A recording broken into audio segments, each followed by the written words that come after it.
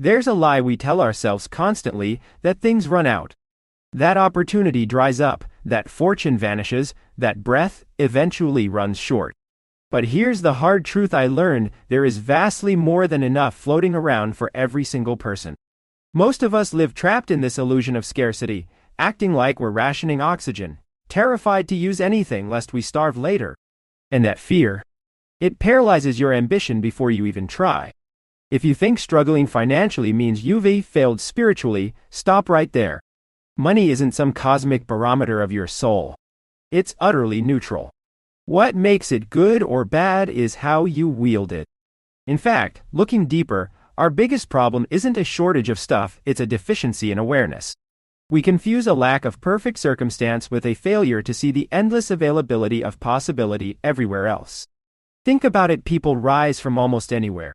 Whether you started with specialized degrees or were sweeping floors, viable pathways to prosperity existed, waiting for you to actually notice them. Because real transformation never happens unless you sharpen your view of yourself first. I went from crushing debt to making serious money, and honestly, the pivot wasn't getting lucky, it was seeing differently. Early on, I had none of that wealthy headspace.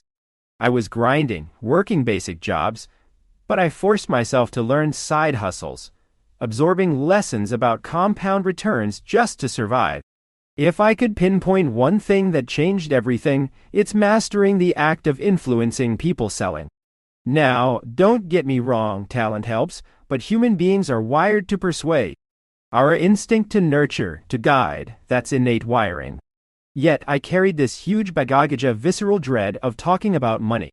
Society tells you buyers hate being pushed, but that's nonsense. They despise manipulation. Once they genuinely see the benefit, they want it. The secret sauce is detaching emotionally. You aren't chasing a sale, you're facilitating a valuable exchange. Approach it like a privilege, doing whatever benefits the other person above your own bottom line. Stop pushing when they say no, respect that boundary instantly. Effective connection isn't about reciting slick scripts, it's forensic empathy. You need to know exactly what resonates with that person. Where did they fail before? What do they currently admire about themselves? And what incredible picture of their future do they secretly crave? Frame your entire message around bridging that old hole, validating their strengths now, and illuminating that amazing tomorrow. Don't overwhelm them with features, paint the destination. Let them talk. Most of the time you just build a map.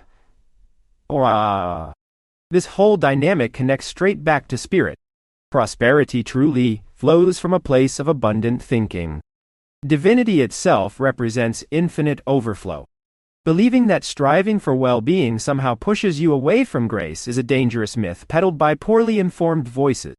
Look at history: blessings weren't reserved for the meekest soul. Spiritual health doesn't mean voluntary deprivation, it means correctly interpreting the source code of existence.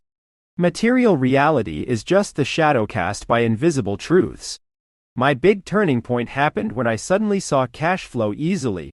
Instead of just celebrating the dollar sign, I declared how easy it felt. That verbalization shifted my paradigm completely. Suddenly, fast accumulation seemed less complicated than agonizingly slow saving.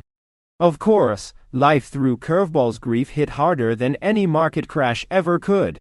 Watching utter devastation unfold taught me that bank accounts offer zero defense against fate.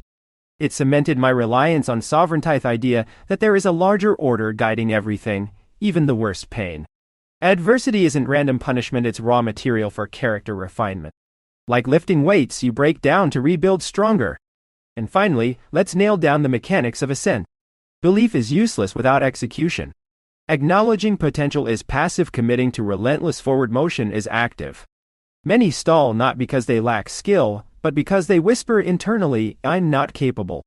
Overcoming that inertia starts with radical self-awareness. Stop consuming noise about doom and start cultivating expectation. Real impact comes from solving problems the world desperately wants solved. Fulfillment isn't found in hitting a salary benchmark, it dies the moment you decide you've arrived. Growth is perpetual movement. Want bigger rewards? Either serve a higher tier of clientele or deliver exponentially more value to fewer people. Promise boldly, then exceed wildly. Remember this: true significance isn't measured by how much you accumulate, but by how generously you pour outward onto the lives of others. Check out Profile for podcast summaries.